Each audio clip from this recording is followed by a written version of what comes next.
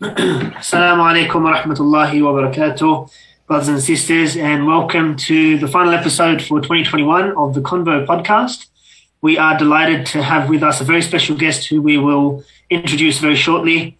But first, just an introduction to today's topic. Inshallah, in our final podcast, we will be taking a look back at the year in review. So just a quick snapshot of 2021 and what the year has brought for us. Some of the key issues that we'll be looking at are, of course, President Biden. We'll look at Afghanistan. We'll look at the Taliban. We'll look at a couple of other key issues, which I don't want to spoil for you. So off to our introduction video, and we'll be back in a jiffy.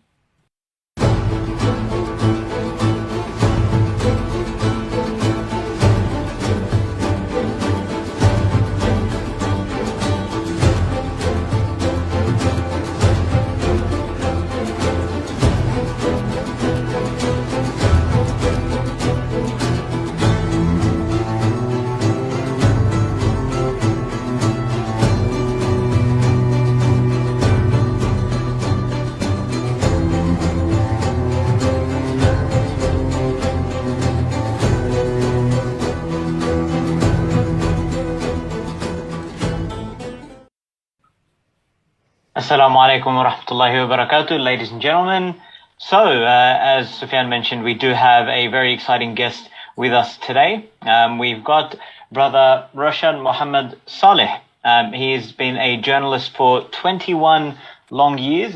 He started initially in local newspapers in the United Kingdom before moving into TV journalism with London Weekend Television. He then went to work at Al Jazeera's new English website in Qatar. Coming back to the UK a few years later, he became head of news at Islam Channel between 2005 to 7. Then he moved on to Press TV, where he was head of news in London for 5 years, and currently serves as the editor of the independent Muslim news website 5 Pillars, who, I must say, do some fantastic work, mashallah. They are a wonderful outlet. They've been doing some very good work on a few fronts, particularly this year, but we'll touch upon some of those as we go through our podcast, inshallah. Jazakallah khair. Thank you for being with us today, brother Roshan. Thank you for taking the time out. It's a pleasure to have you. Assalamu alaikum, brother Hamza. Okay, so as I mentioned, look, there's a lot that's happening this year. It was another year that was marked by COVID and its implications. I suppose one of the major ones of which was online learning. But in news and current affairs, we had a lot happen with our Uyghur brothers and sisters. We had, of course, Afghanistan, the takeover of Taliban, and what Afghanistan has looked like since then, and a few other key issues that we'll get to in the course of our podcast. But on the note of Afghanistan, you've recently returned from a trip to Afghanistan. I think that would be the apt point to start this conversation. Can you maybe tell us a little bit about the context of your visit, and what you saw when you were there, and share with us your experiences? Yes, well, I guess it was in many ways the biggest story of the year for the Ummah, and I just wanted to get out there. But I didn't go straight away because it's not a country that I've been to before or have much experience operating in. So I wanted certain guarantees. I wanted to do things kind of in the proper way. So it took me about 2 months of negotiations to actually get an invite from the Ministry of Foreign Affairs, the Islamic Emirate Ministry of Foreign Affairs. So I flew to Doha, got my visa from Doha, and then flew into Kabul from Doha on a special flight, because there aren't many kind of regular commercial flights, from the outside world into Afghanistan. So this was a flight just for journalists, for aid workers, for dignitaries. And that's how I got in. And, alhamdulillah, wherever I go, brothers, the mainstream media has one kind of perspective. And when I go and see for myself, it's usually completely different.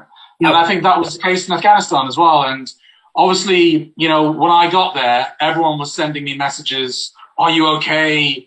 Are you stay safe? All that kind of stuff. Even, family and friends and whatever. But it's not a war zone. It's safe. It's secure. It's been as secure as it's been for 40 years.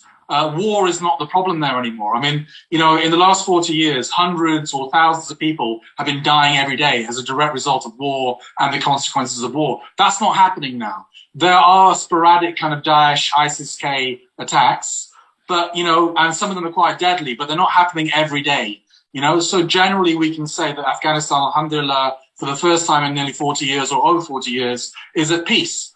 But despite that, there are so many problems. And the main problem is the economic problem, because it's literally facing economic catastrophe as a result of sanctions, being isolated by the outside world. People haven't been paid for months and months, government salaries. We have 28 million people on the verge of, starvation or food insecurity, according to the World Food Programme. So there's positives and there's negatives. I mean, the Taliban are not the scary bunch that everyone makes them out to be. They're being quite soft with the population. They're forgiving all those, I would call them traitors and collaborators, that ultimately sold the country to foreigners. They're not going after them in a systematic way. They're trying to build a nation. They're not the Taliban of the 90s. But at the same time, there are huge problems in that country which pose a bigger threat to the Taliban and the new Islamic Emirate than, security. Yep. You mentioned the economic problem. I imagine, obviously, you sorted out your accommodation. Were you staying with friends, or you were there? You must have mixed with some locals there. Can you explain to us, what does the economic problem look like for the average person? Yes, I mean, of course, that's all I was doing, mixing with locals. I mean, I didn't really know that many people in the country before I left, but when I got there, I found so many friends, and people saw that I was there, people from London, and they were Afghans, and they were sorting me out. I stayed in a hotel. I stayed in a quite nice hotel, which was empty. It was a hotel that was populated by aid workers, by Americans, by Brits, where there were Western style parties beforehand. And I was one of the only guests there in an empty hotel. They were delighted to have their first guest in a long time, huh? I hope you asked for the penthouse suite. Well, it was cheap. It was like $50 a night in a kind of a 5-star hotel, and they were taking that kind of price because no one was staying. And it was a secure. I mean, I wanted a secure accommodation, so it was. I mean, when you go to Kabul, everything is behind high walls. There's loads of security, but that existed before the Taliban.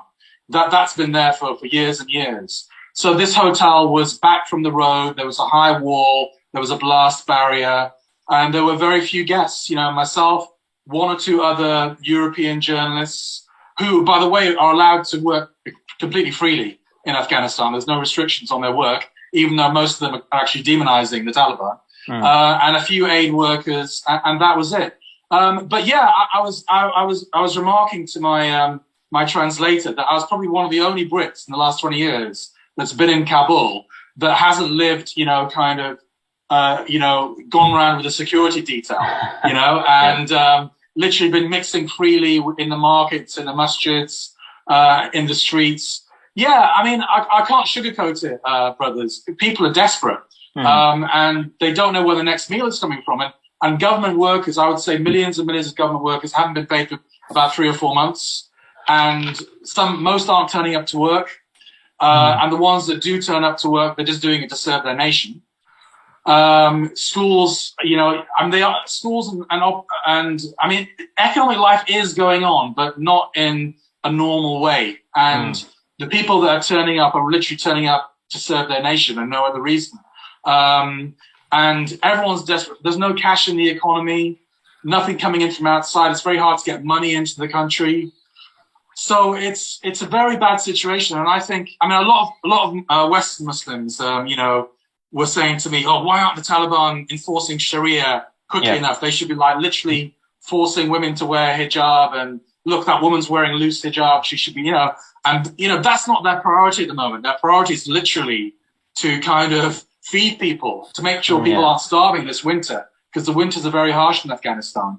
So it's a very tough situation. No one has money, and everyone's thinking of leaving the country, unfortunately. Massive brain drain already happened.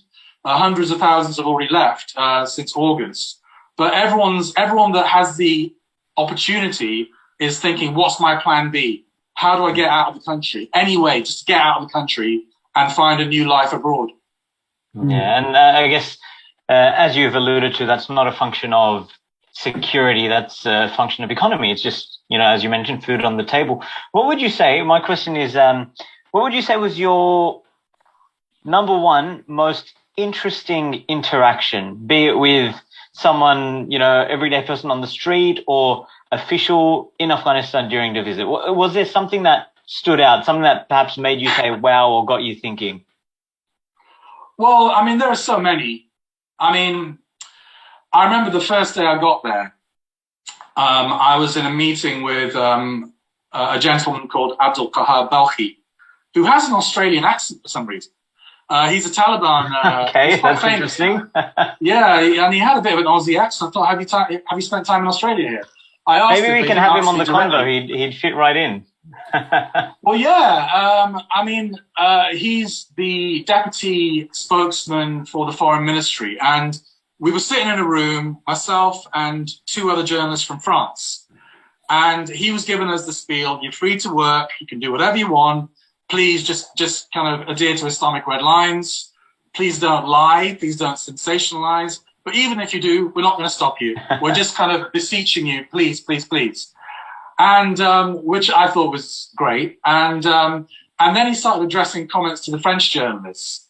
And he started getting a bit sarcastic, and he was saying, like, he was talking about all the false stories that the mainstream media reported on Afghanistan about how the Taliban are trying to kill everybody, and how they're selling young girls to as child brides, and all these false stories. Even the ban on education. There's no actual ban on the education. Maybe we'll get back to that in a little while.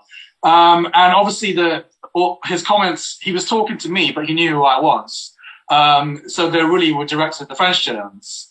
And the French, and then he started going on about 𝗪𝗪, which is the home of the Massouds. And obviously France has this love affair with Ahmed Shah Massoud. Basically, he was on the French payroll as well as the CIA payroll. And this is a center of opposition to the Taliban. So he was saying to the French journalists, oh, why don't you go to 𝗪𝗪? You can continue your love affair with the Massouds, and they obviously knew what he was saying, and they were kind of getting really disgruntled. But it was just nice to see the mainstream media taking down a peg or two. I was just laughing inside, to be honest, and because, obviously the mainstream media, they do go there with an agenda, and their agenda is to demonize Islam and Muslims and the Taliban. Obviously, a lot of them represent defeated nations like Britain and the Americans. So they obviously go there with an agenda, and this Taliban official was kind of exposing their agenda. So I quite like that. There are many other incidents, brother. I mean, obviously, there's loads of collaborators, unfortunately. In Kabul especially. Kabul is a very kind of secular, liberal, like capital cities in most countries. They're more secular, they're more liberal, they're less religious, perhaps, than the countryside. So were you just in Kabul, or were you elsewhere as well? I went to Jalalabad as well. Unfortunately, I didn't travel. Jalalabad is about 3 hours away from Kabul towards the Pakistani border. And that's the only place I traveled outside of Kabul, mainly because it's quite difficult to travel at the moment. And I didn't have the requisite permissions until right at the end. And even getting to Jalalabad was quite a chore with so many checkpoints.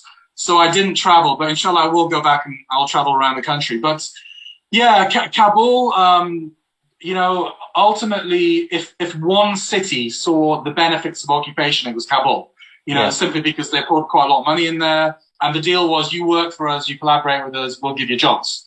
So there were a lot of people in Kabul that I have to say probably missed the Americans, because economically they didn't love them otherwise, but ultimately they gave them jobs. And I did notice that through your reporting, because I was watching the videos as they came out. And mashallah, yourself and 5 Pillars were doing an outstanding job sort of showing a side of things that we weren't ordinarily seeing through the mainstream media. So first of all, jazakallah khair to you guys, to yourself and 5 Pillars for that. But I did notice that, what you're saying. So there would be, as I was watching the videos, you'd hear most voices saying that, yep, look, things have stabilized a bit. It's not like the world thinks with the Taliban, things are going okay, we do have problems. And then every now and then you'd have an interjecting voice saying, oh, look, things were better with the Americans. It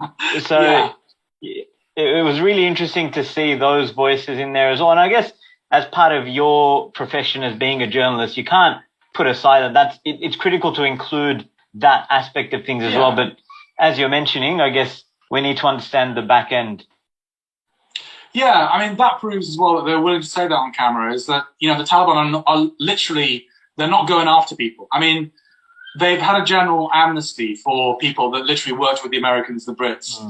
There might be a few kind of high-ranking officials who literally have so much blood on their hands that there have been reprisals, unofficial type reprisals, which doesn't really surprise me because that happens in any kind of, after any regime change, after a war kind of situation. But generally, we can say that the Taliban have been incredibly soft towards those that worked with the foreigners. I mean, people were more candid with me off camera, I must admit, because obviously there is a bit of reticence on camera. And they were all basically saying, I mean, a lot of them in Kabul were saying that, we've got no future here. We need to leave the country. For ourselves, for our families, we need to have some kind of future. And a lot of them said, they were remorseful. We didn't want to work with the Americans, but we were desperate. We need to put food on the tables. But I think we have to remember that the vast majority of Afghans didn't work with the occupiers. And a lot of them opposed and gave their lives in resisting and fighting. And I would say Kabul is probably majority anti-Taliban city. But Afghanistan as a whole, I would say most people are, and I'm guessing here, obviously, I'm not an expert after 3 weeks in Afghanistan. But I would say as a whole, most Afghans are happy that the occupation is over. They are happy that the occupiers and the foreigners are gone. And they're also, happy that, because, Islam is deeply embedded in Afghanistan. There's not this deep tradition of secularism that we might see in some bordering countries. They're also happy that there is a new, Islamic Afghanistan, that they completely would accept Sharia law, no problem whatsoever. But they are fearful because of the economic situation. And what that means to themselves and their families. Sorry, just one question on what you were mentioning. So when you say that Kabul is mostly anti-Taliban, what's the extent of that anti-sentiment? Is it a really sort of vicious anti-sentiment, like get them out, we don't want them, bring back someone else? No. Or is it more sort of okay, we don't really, but, we'll make do? How strong is that sentiment? Just to get a picture of how it is. Well, I think people do remember the Taliban in the 90s, who were harsh, and they did go around like whipping people on the streets. And I mean, there was exaggeration, but at the same time, there was more than a kernel of truth in what the Taliban were like in the 90s. Obviously, they did harbor, international terrorists that attacked other countries and that kind of stuff. But this is not the same Taliban. They really have learned, over the last 20 years, and they've become a lot more pragmatic. I think there is a split in the Taliban as well between one would say that the Haqqani faction, the emphasis is more on kind of resistance and no compromise, and the Baradar faction, which is more about diplomacy and opening to the outside world and compromise, not on Islamic red lines, but compromising where you can compromise. And maybe not, being quiet on certain issues like the Uyghurs. Obviously, they needed help from China. They're not going to start criticizing the Gulf nations for all the stuff they're getting up to because they need the help. Even the West, they take help from the West as well. And they would be a little bit quiet on certain things because of that as well. So it's a different Taliban. But I think some people, thought this is going to be the Taliban of the 90s. And it's not. It's clearly not. There's no people. The populace are not in danger from the Taliban. And even a lot of anti-Taliban people were saying to me, one thing that's gone is corruption now. This is a just administration. And they're suffering as well. The Taliban officials are not getting paid loads of money. They're hardly getting any salaries at all. All these Taliban foot soldiers that are manning checkpoints 24/7, they're not getting paid any salaries, yet they're turning up to keep the nation safe. There's some people who are just quite secular as well in Kabul. They're just not very religious, and it's kind of, I mean, they're Muslims, but obviously it's more of a kind of go to Jummah thing on a Friday and not much else. And they resent, they might resent Islamic, they might just prefer secular rule. They might prefer the Americans and, Westernization. Maybe they want Kabul to be like London and Paris, And others are purely while they accept Sharia and they don't mind the Taliban from that point of view, they just think that Taliban is bad for business. You know, like my hotel, for example. You know, loads of money was coming in; it was full while the Americans were there. Now it's empty, so people are being put out of business because of the Taliban. So it's not personal; it's just business, as they say. So one last question from me on the Afghanistan side of things. Just curious to know, do you speak Pashto or Dari or anything? So how did you communicate? I'm just curious to know, how did you manage to get your message across and sort of receive the messages, talk to people in a natural way? I had a fictional translator. So I employed two Afghan guys who both spoke fluent Pashto and Dari. Obviously, Dari is the national language. It's the language that is spoken mostly in Kabul. But Pashto is the language of the Taliban, basically. But they all speak Dari as well. And it's the language of, you know, when you go close to the Pakistani border and the south. So, and interestingly, one of my translator was Shia. He was not Hazara Shia, but he was Sadat Shia, which is a tribe. And I thought, okay, this might be a problem with the Taliban. And I was thinking, should I employ a translator who's Shia? And I literally was thinking, you know, it could be a real problem. And it wasn't, you know, and they knew we were going to ministries every day. We were interacting with Taliban every day. And they were curious about him. He was curious about them. And they were having very frank discussions, which they were translating for me. And, you know, their attitude was like, these are our Afghan brothers. You know, we have differences of opinion on certain things, but, you know, we're going to build a new Afghanistan together. So that was interesting for me. Obviously I speak Arabic. I did encounter quite a few Arabic speakers, especially in religious seminaries and whatever. So that's how I did a few interviews in Arabic. Obviously, you will find a few people that will speak English, even on the streets, and are keen to speak English as well with you. But yeah, the majority of people, the vast majority, will only speak Dari or Pashto, and I manage with my translation fixer.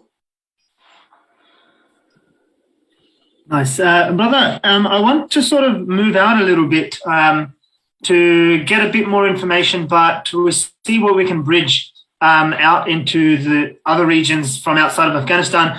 I think it was in late August that Erdogan was the first, I think, of major political powers to recognize and to establish diplomatic ties with the Taliban.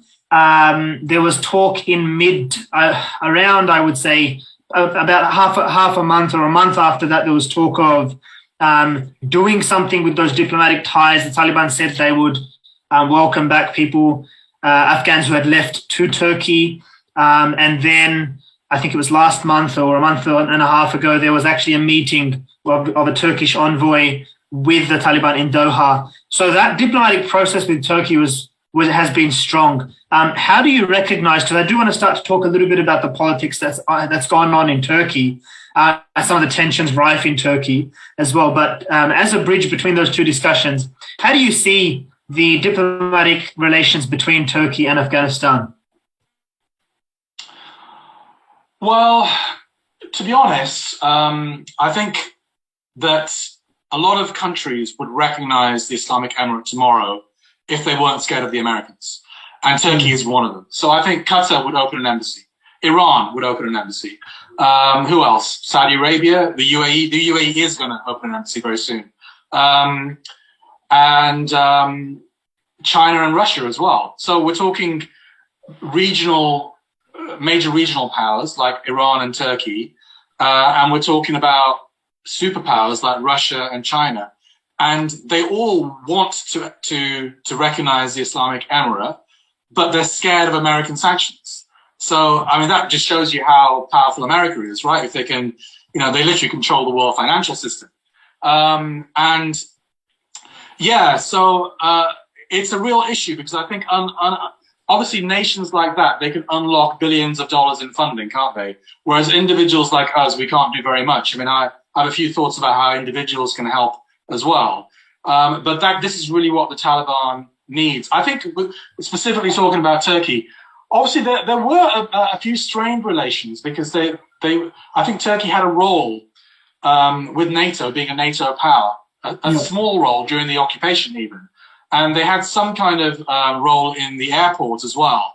So there is a little bit of resentment, I think, on the part of the Islamic Emirate of Turkey's, role perhaps being a NATO member with the occupation, but they're being quite pragmatic as well. And I think, I think all the neighboring countries especially, they don't want to see every other country move in at their expense. So they're all eyeing Afghanistan. They all have their interest in Afghanistan. And they all want some kind of stake in the future Afghanistan. But at the same time, they're wary of moving too fast and alone as well, because that could trigger financial sanctions from the Americans. Yeah. With Turkey itself, there's been a lot that's been happening in Turkey. I think it was Qatar hosting 250 Turkish troops recently. There was news of that. But obviously Turkey has a lot on its mind as well, where you have the lira dropping to about 13 or 14 US dollars. It's been hitting Erdogan hard in some areas, obviously, and then he has to consider domestic considerations and whatever else. But I did want to get your thoughts a little bit about not so much domestic Turkish politics, but the role that Turkey is playing in the region. Afghanistan's one of the issues, but of course, Turkey's got its eyes on other regional issues. Can you maybe comment a little bit about Turkey's role in the region, in the Middle East and in Asia more generally? Well, I'll do my best. I'm not an expert on Turkey, but I obviously have been there many times and done a few reports there as well from there. And I think, what can I say? I think there are perhaps three pivotal powers in the Middle East. One is Iran, one is Saudi Arabia, and one is Turkey. And I think then there are secondary powers, like Egypt, like Qatar, like UAE, and others. But the three main powers, literal pivotal powers with huge armies, economic power, military power, political power, are Saudi Arabia, Iran, and Turkey. And there's always going to be a rivalry between those three. Obviously, Erdogan, I actually read a book on him recently, and he's an arch pragmatist, isn't he? He's ultimately an Islamist in his bones. He's a practicing Muslim, a believing Muslim, very strongly as well. And his politics is Islamist politics. However, he is willing to make virtually any compromise to arrive at basically, how can I put this? Maybe this is a bit controversial, but in a way, he's willing to walk the path of kufr to arrive at a destination called Islam. That's not controversially put at all. That's that process. I think you have to walk the path of Islam and let Allah take care of the results. But this is Erdogan's methodology, and give him some credit. He's had a lot of success in Islamizing a very deeply secular society, and but at the same time, he's still willing to shake hands with Ariel Sharon, as he did in the past, and have those ties with Israel, still a member of NATO, and many other dodgy things. So for me, it's a kind of a controversial record, but the fact is that this guy is very popular in the Muslim world. I think it's because we don't really have any heroes. So we grab onto whoever does some good, So someone like Imran Khan is very popular as well, despite all the perhaps dodgy things. And I think Erdogan is perhaps, if there's one leader in the Muslim world, especially for Sunnis, that sticks out, it's probably Erdogan. And we overlook the dodgy bits and we just focus on the good bits. But obviously he's trying to reassert, Turkey as a major power, and he's had a lot of success in doing that. And I think secular Turks, they're extremely worried about him, and they can't wait for him to fall ill or die, or there's a lot of focus on his health at the moment. Obviously he's banging on. He's not that old. I think he's in his early 60s or mid 60s. So still a long way to go, inshallah. But yeah, he's just made, I think after Ataturk, he is the most pivotal figure in modern Turkish history. And he's definitely moved Turkey in a direction which, well, first of all, economically a lot more powerful. He's put the secularists and the army in its box. No more coups. Well, apart from a recent one a couple of years ago, which was defeated. But yeah, you could say that from where he started to where he's got now, he's definitely moved Turkey to be much more of an assertive country with its tentacles in many different regions. So they call it neo-Ottomanism, don't they? So they have a presence in Iraq, they have a presence in Syria, in Africa, in Afghanistan. So yeah, he's definitely made Turkey much more of a assertive regional power. Yeah, and then they went on and made a particular television show that just made them even more popular around the world. Well, 𝗥𝗀𝗵𝐵, yeah. I've watched. I think I stopped at episode 365. I got bored after 365 episodes. Only 365. Look, I want to quickly ask about some events earlier on in this year. It seems like because it was on the end of last year and this year, it seems like it was a lifetime ago, but it was this year.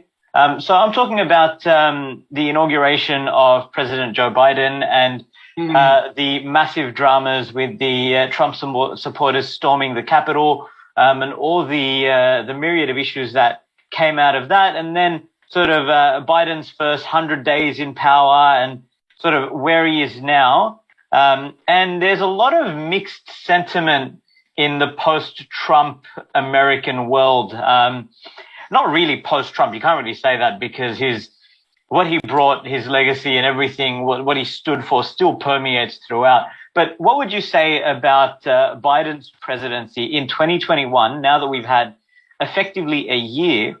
How do you think he's done? How do you think America stands, especially after the deeply controversial Trump presidency?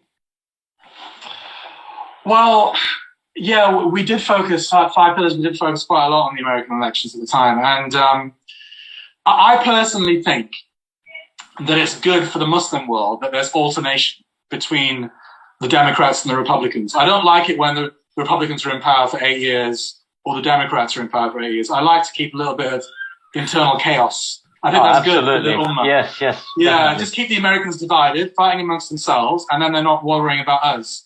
Not just worrying, then they're not fighting us elsewhere. Yeah, they're worried about the fight inside. Yeah, and I think that I wasn't sure who I wanted to win. Whether it was, I mean, obviously most American Muslims voted for Biden. I think it was something like 70%, and they were very much because they obviously there was quite a lot of pressure on themselves. So logically, they wanted to vote for the guy who didn't hate them as much. But if you looked at worldwide, I think a lot of Muslims actually wanted Trump to win because they felt that he was dividing America, pitting American against American. And as long as that was happening, they were internally focused. They weren't focused on the Muslim world. The worst case scenario is when you have 8 years of America with economic prosperity, everyone on the same page, then that's when they start thinking about, oh, shall I invade Iraq? Shall I invade Afghanistan? That's when you get a war on terror. Shall I start these war of choice, not these wars of necessity, but these wars of choices? So I think Biden, obviously with Corona, has been a president which he's been very low key. Yes. Some may say, alhamdulillah, he's been very low key. We haven't heard much of him. We don't know a lot about what he's done because he's just been focusing on the coronavirus pandemic in America and just very much kind of not really focusing on foreign policy at all. He's hardly been abroad. For the climate conference, he was in Scotland, I think. But he's not been a globe-trotting president. He's been focusing very tightly on domestic policy. And I think given what happened in those 4 years of Trump, especially with the normalization process between the Gulf countries and Arab nations and Israel and other stuff, the high intentions with Iran and whatever, Trump literally was a loose cannon. And he was a guy that, could literally take a catastrophic decision at a moment's notice. So I think that is extremely dangerous. Whereas Biden does think things through a little bit more. So I think for the Ummah, for the Muslim world, it's been a bit of a relief simply because he's not been talking about us. But has he changed, Trump's policies? Well, no, he hasn't really, apart from on climate change, maybe. But in terms of something that pertains to the Ummah, then, he hasn't reversed those normalization deals, has he, with Israel? And he hasn't actually reversed any of Trump's policies pertaining to the Muslim world. But what he has done is he's just not really focusing on us, which I think is a welcome relief. Yeah, I can definitely agree with that.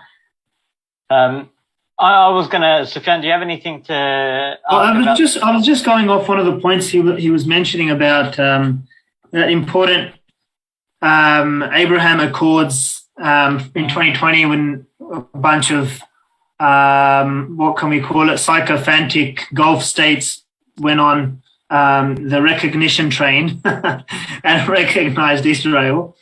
I found it very interesting how that train kept chugging along, even after that recognition, the parade had ended. As recently as 15th November, we've got joint exercises, naval exercises.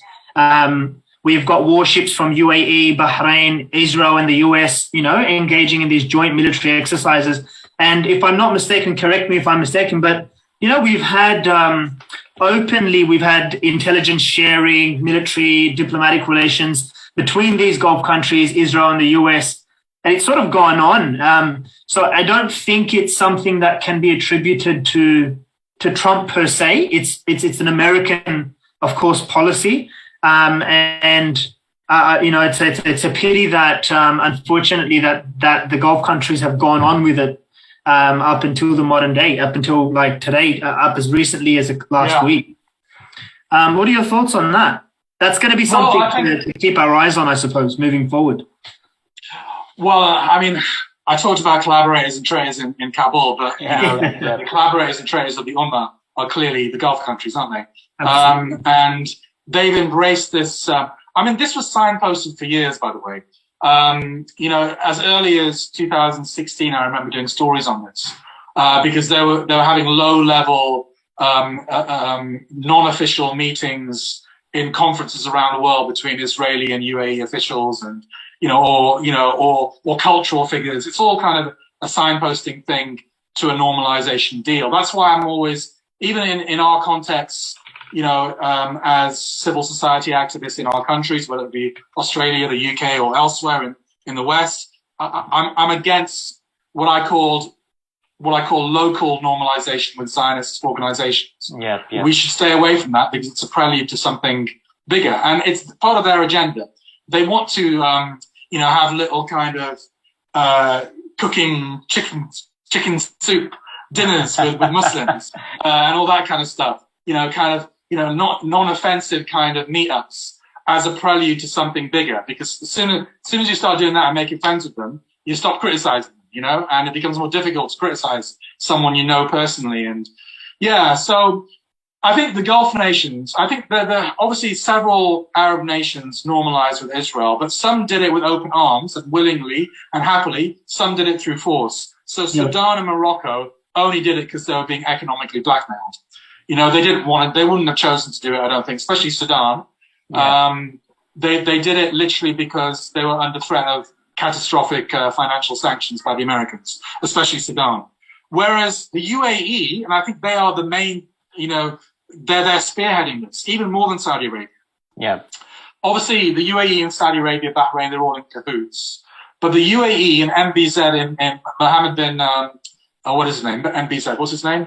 Mohammed bin Zayed, the de facto ruler of the UAE. He's the real brains behind this normalization process, and it's a warm normalization with Israel. They honestly believe that they have kind of shared cultural values, and it won't be a kind of the Egypt and Jordan normalizations. They're long-standing, but the people still hate each other. Egyptians still hate Israelis, and the Jordanians still hate Israelis, but they have a peace deal. Whereas the UAE leadership, they actually love the Israelis, and the Bahrainis, they're like-minded. You know, that's a whole new level of selling out. Yeah, they're friends. They're literally friends, and they think, and it's not just kind of a shared aversion to Iran or a shared kind of alliance with the West that unites them. Literally, these people are on the same page at so many levels. I mean, I would say to people, you know, and because they have such economic power, they can kind of blackmail other nations, more recalcitrant nations, to follow their lead. I would say don't go to Dubai, anybody. I'm a bit kind of a fascist when it comes to this, but when I see people going to Dubai, I call them out. I name and shame them. I say, do not go to Dubai. I'm saying this, by the way, as someone who unfortunately just went to Dubai the other day because I had to. I was forced to go to Dubai because we'll name and shame you then. We'll say that. Yeah, I'm going to say this because someone's going to find me out, and I'm going to say it, and I'm going to give the reason why. Basically, my flight to Doha was cancelled, my return flight, and I was left with no choice but to transit through Dubai. And I had to stay there, unfortunately, for one evening. And I spent no money whatsoever when I was there, and I just got out of the country. So I was forced to go. But anyway, if you have a choice, do not go to Dubai or Bahrain. Or, I mean, I've been on Hajj. I don't really need to go on Hajj. I've been on Hajj twice. So, khalas, I don't really need to go again. If we weren't held hostage by Hajj, then you boycott Saudi completely. So there are so many beautiful Muslim countries to go to on holiday, you know. Please, brothers and sisters, don't give these guys any money. They need to be punished. They need to know that there is a price to pay for their treachery. Even if that price is they're not going to get so many Muslim tourists going there. The Muslims will boycott Emirates. Don't fly Emirates. Don't fly Gulf Air. I think it's called the Little Sparta because of the number of military interventions that they engage in. Kosovo, Afghanistan, Libya, Syria, Yemen, Somalia. The list just goes on. UAE is in all of them. I know. Yes. I mean, look, they're just. This is a country. I mean, I went to Dubai as a kid in the 80s, and there was nothing there. There's nothing there, you know. And it's just they've just been blessed or perhaps cursed by an incredible amount of wealth. And it's gone to their heads, and they've spent it not on improving the welfare of the Ummah, you know, by building schools around the Muslim world or taking care of health systems, but they're building the world's tallest building. You know, they're getting stupid sporting events like the World Cup, you know. They're people without a vision, apart from just kind of self-aggrandizement. I went to this is Qatar. I went to the National Museum of Qatar while I was waiting to get on a flight to Kabul. And the whole museum is dedicated to how Qataris view their country and their history. Well, 90% of the population of Qatar since the 1950s, 1960s are guest workers. Okay? There was nothing on them whatsoever. So this is the mentality of these countries, you know, and they're completely out of step with the Ummah. I can't wait for the oil to run out. I can't wait for the gas to run out, you know, because literally then these countries which don't deserve the blessings that Allah has given them, you know, literally they will go back to camel herding. And what they can do then. No, we're on the same page when it comes to that, especially after they were on the wrong side of that petition with the Uyghur versus China government issue. Yes. They joined 36 other nations to say, no, we're defending China on this one. They've just been on the wrong side far too often. But everyone's scared of, it's like I said, everyone was scared of America. I think Muslim nations are scared of China as well because, you know, they do, like Pakistan, for example, is trying to pivot more towards away from America, and it needs China. So Imran Khan is obviously saying some really stupid things. Obviously, we know that he probably privately thinks something different. But, you know, at the same time, I hate to say it, but guys like you and me, we're not running countries, are we? We're just commentators on the sidelines. It's actually quite difficult to run a country. And sometimes you have to put the national interests of your country first. Obviously, I don't, you know, obviously while not betraying the Ummah or crossing Islamic red lines, But like Afghanistan, for example, I understand them not being at the forefront of nations screaming about the Uyghurs. I get that. I hate it, but I get why they're doing it. And I also kind of get why Pakistan is doing it as well, even though I hate it. Yeah. Because what is the alternative, brothers? It's you know what China will do? They'll pull the plug. They'll just literally pull the financial plug. So I think we have to slowly move to a situation where Muslim countries are independent and can stand on their own 2 feet and maybe not expect too much from them. I mean, obviously there are certain red lines like normalizing with Israel. Yeah, you know, you can never do that. But where we can give a little bit of leeway to countries, then we should. I think personally, we should be criticizing Turkey more on the Uyghur issue than Pakistan, because it's a stronger nation, you know? We should be criticizing Saudi Arabia, maybe Iran, maybe these countries that have a certain power and can stand on their own 2 feet. Let's have a go at them. But I think let's leave Afghanistan and Pakistan alone for the time being. It's an understandable point of view. We do see sort of where you're coming from on that. But I guess you're right. You know, very often they're stuck between a rock and a hard place, and that rock and hard place are usually 2 superpowers. Not a very comfortable situation. Let me ask a different question now. So considering we're doing a year in review, we can't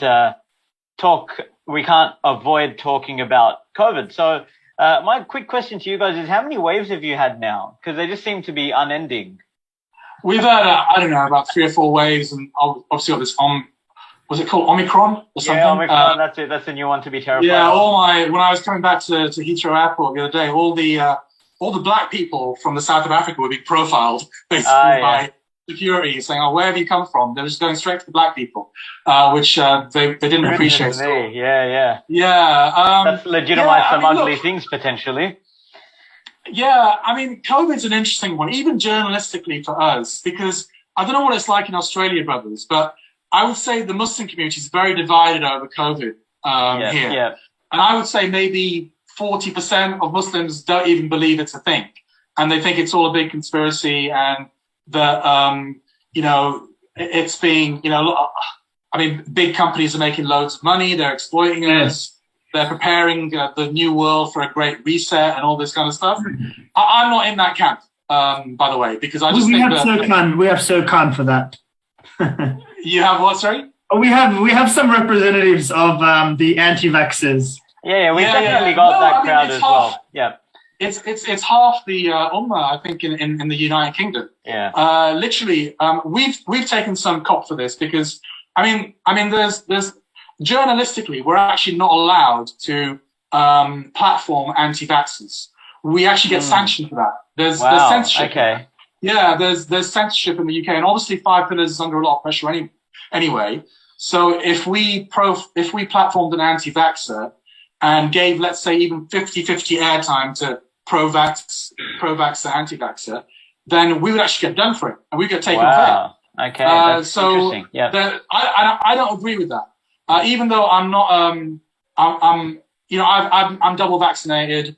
On balance, sorry, we're going to have to see your vaccine passport to prove that. I've got it I've actually got one, yeah. But it's all right, you can keep it. I'm double vaccinated. Ultimately, I think you can only take the decision for yourself and your family. And I've taken the decision on the balance of probabilities. This isn't a worldwide conspiracy, because all the nations of the world are basically in the same boat. Everyone's getting vaccinated, you know, and yeah, I'm not an expert, medical expert, or whatever. Sorry, just to redirect the question a bit. Look, I'll tell you honestly, personally, this is me, and I get this kind of sense as well amongst Muslims here, that people are kind of just over it. We're just done with it. They're tired of it. Like, just let's talk about something else. Like, I can tell you that in my sort of family WhatsApp threads, all anyone was ever doing was talking about COVID, pro, anti, vax, this, vax, not. Like, I was just done. I muted every single one of those threads. I said, come back to me when you're over it. Like, I'm done. And they're just these people are sick of it. Yeah, I like what you did there, by the way. Sick of it. I caught the pun. I think the consensus here in the UK is that you can't have total lockdowns anymore. no matter what the situation is, because it just won't be accepted. And, you know, people can understand certain restrictions like mask wearing inside supermarkets or indoor areas, but they're not going to go for a complete lockdown like we had for the past, several months. Because you have to find that balance between, you know, kind of public health and continuing normal economic activity. Yeah, because we had the worst of our lockdown. So even worse than last year, we had the worst of ours this year, where we were, I think, locked down 4 or 5 months or something like that. And that was at the same time when we were looking over at the UK and everything was opening and you were having the, I don't know, freedom days or whatever you call them, right? Where everything was sort of normalizing to an extent. And here we were sitting thinking, you know, what's going on? We're all stuck in our houses on Zoom and everything else. But from your journalistic perspective, I guess, you know, you guys obviously as Five Pillars are covering the stories that you feel need to be covered and also that there is an interest in. Is COVID something that you would still continually cover, or is that something that you'd say, look, we can kind of give a backseat to that? Yeah. We hardly cover it anymore. I mean, we covered it loads at the beginning, obviously. And obviously the Muslim community was disproportionately affected here. Because they tend to live in more socially deprived areas where maybe in one small house there might be kind of 7 or 8 people. And because they're kind of socially deprived anyway, they had to go out to work, you know, and they were in many public facing jobs like, you know, taxi drivers, you know, kind of takeaway workers working in shops. So they didn't have the option of working from home, you know. So yeah, it was a huge story amongst Muslims. It actually kind of exposed a certain racial apartheid in this country as well, where racial minorities, not just Muslims but black people and others, you know, other communities were disproportionately affected by COVID compared to white people. And obviously we're on a small. You guys are on a massive island, small population. You can spread out, can't you? And you probably kind of live in big houses as well. Whereas we have kind of small accommodation here, especially in places like London. So COVID spreads much quicker here. We have 60 million people in a small island. So it's still a huge story, and far too many people are dying, quite frankly, you know, way above what is acceptable. And I think the government did mishandle it, especially at the beginning, when they probably should have locked down a lot earlier, right at the beginning. But yeah, the vaccination program has been quite, you know, a lot of people, like 90% of the population are vaccinated now. Yeah, it's similar here as well. Yeah, and you can't really travel. I mean, even if I didn't want to get vaccinated, I couldn't have traveled without vaccine, you know, so it's a necessity for me. But there's no kind of, there's no COVID passports or anything in the UK. Like when I went to Doha, you literally had a COVID passport. They wouldn't allow you into shopping malls or supermarkets or anywhere unless you could produce your COVID passport. Yeah, that's what we've got here now. Oh, is it? Yeah, hey, I can see you're not happy about it. Look, that's the thing. Like, you say that you've got to do what you got to do. And the unfortunate thing for me is that, you know, whether you're pro, anti, whatever it might be, right? A lot of people, most have been forced into this position by virtue of necessity. Yeah. So you didn't really have a choice or an option. And so a lot of people just went along with it, regardless of their particular perspective on the matter from a health standpoint. But yeah, that's what we're facing now. We've got to come in and show our little app that shows double vax to get into this place or that. But yeah, that's just the way things are moving nowadays, I guess. And the way. How do you guys feel? I've got a question for you guys. I mean, yes, I've never been to Australia, but you're just so far away. Do you feel disconnected from the Ummah just because of the physical distance? Look, I would say not really. Like, because in our community, we still do share the same concerns. We still have exposure to the same media sources, information. So, you know, it's not like, okay, yes, you guys are physically closer to a lot of what goes on, but your reception and your experience of that is coming through screens and media and posts and, you know, articles and everything else. And that's kind of the same way that we're getting the info. So yes, geographically we are more distant, but in terms of the actual information and the realities that we have projected towards us from every which way, it's almost the same kind of situation. And so in that sense, I don't necessarily feel like it's a distance and that we feel disconnected. I feel like the Muslim community here is generally fairly connected, like especially when you look at some of the hot issues that have occurred with the Ummah in the recent past. We're talking about, things like Syria, Arab Spring, with the Uyghur issue, always the Palestine issue. Like when those things happen, Muslim communities here are impacted. We do feel it, and there are prominent and loud voices, addressing and talking about it. And, we're going to have the same kind of differences and issues that you guys experience as well. We're going to have different opinions and takes and everything else. But yeah, look, we definitely do still feel it. My personal perspective is that I feel like the Ummah or the Muslim community here has sort of lost a bit of that spark, lost a bit of that vigor when it comes to taking on issues. And I'm not sure what I can put that down to be honest. Maybe some general sense of apathy, some kind of comfort in the Western lifestyle or whatever it might be. I think we've lost a bit of that spark, a bit of that fire in the belly that gets you going and really wanting to address and tackle issues when they come. But we're not disconnected from it. I do feel like we are. We do feel it. Maybe Sufyan's got some more to add.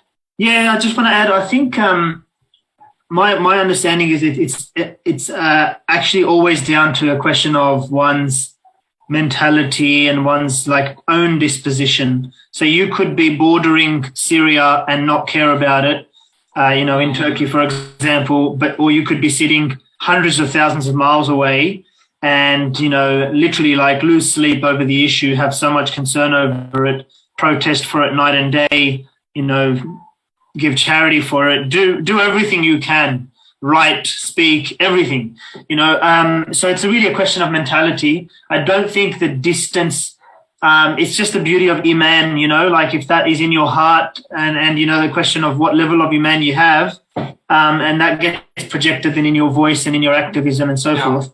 Yeah. So obviously you have all sorts in Australia as well. You've got your completely, those, I don't want to categorize them, but I suppose categories of Muslims who, with regards to their positions towards political activism and caring for the issues of the Ummah and so forth. But definitely there's a strong beating heart for the Ummah in Australia as well.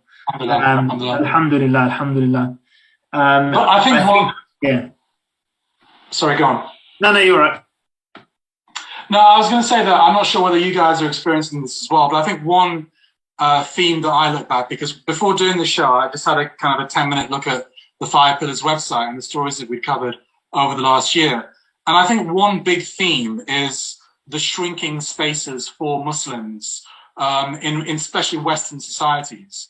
I think France is the obvious example, where literally it's turning into a fascist state, and they've closed down the biggest anti-Islamophobia organization in France for basically calling the state racist, believe it or not. And they've also closed down the biggest humanitarian organization in France as well, Muslim one, called 𝘨𝘂𝗵.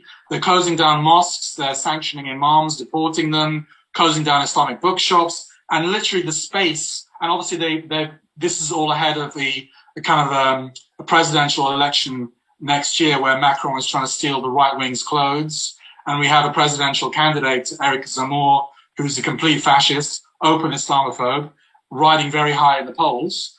We have Marine Le Pen as well.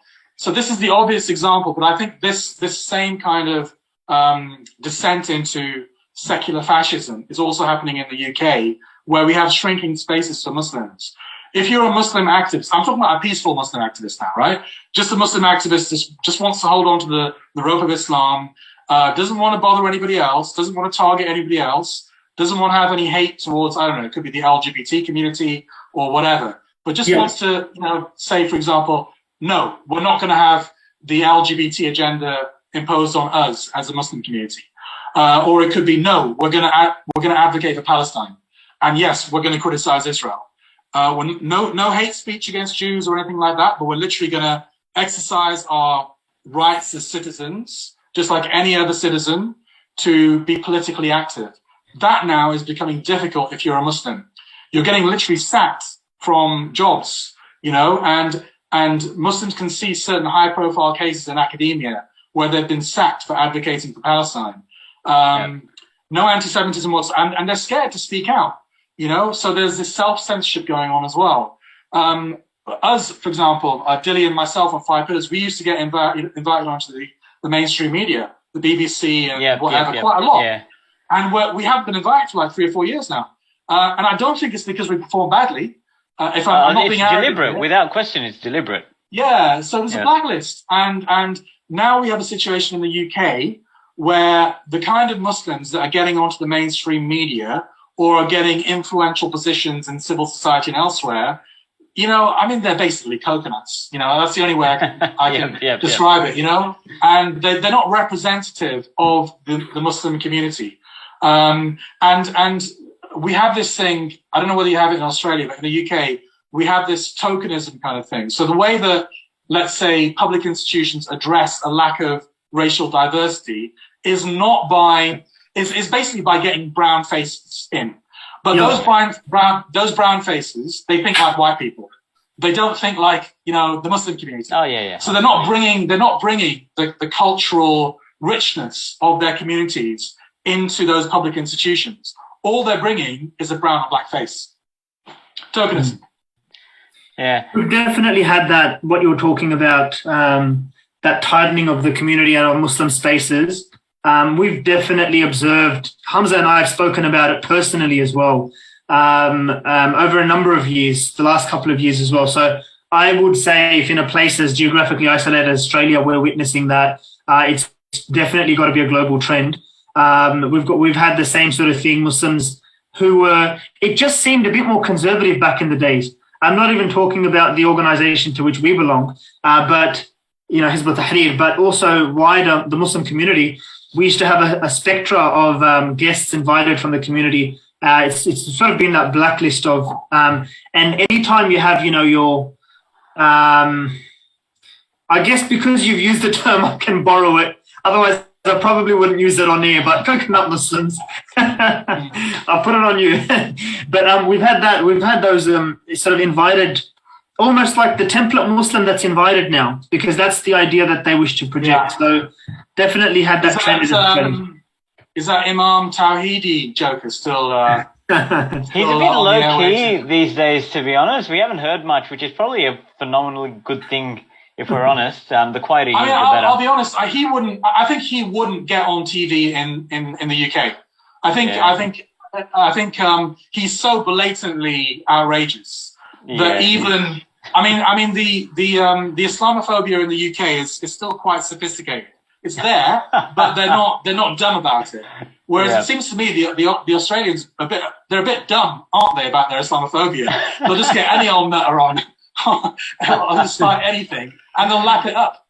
Look, the thing is, I reckon that we're about 5 odd years behind you guys in sort of the Muslim community and the issues that we face. So we're at probably that more blatant dumb stage, right? Maybe the EDL kind of phase, right? We're in that area. But look, as time goes on, I've no doubt it'll start going, unfortunately, in that direction as well. Yeah. But yeah. I kind of feel that we actually had a bit more of that sort of, we'll call them the coconut clashes, earlier on, where, there was, as I said, there was a greater fire in the belly of the community, where they were more adamant on taking on issues. That whole, that post 9/11 war on terror climate, where it was like, you guys saw, are you British or Muslim? We had Australian or Muslim. And then it was this whole debate of, are you a moderate Muslim? And, do you integrate? All that kind of thing. It whipped up the community and it forced Muslims to see themselves for who they are. Like, okay, we don't want to adopt the terminology and the sort of the rhetoric of it, but it did force you to take a side. Yeah. Are you Australian, quote unquote, or Muslim? And it kind of forced you to question your allegiances and see where you're at. And I feel like, and we kind of featured this on an earlier podcast, I feel like the new generation or the younger people, sound old now, who haven't experienced that sort of that war on terror push, aren't as definite with where they want to be and who they want to be and what they want to stand for. They're a lot more sort of placid and middle ground. So I kind of feel like we were formed and we were sort of molded and shaped by that global situation. And because that's altered and that's a bit less ferocious, so to speak, it's shaped community dynamics. That's what I feel anyway. Yeah.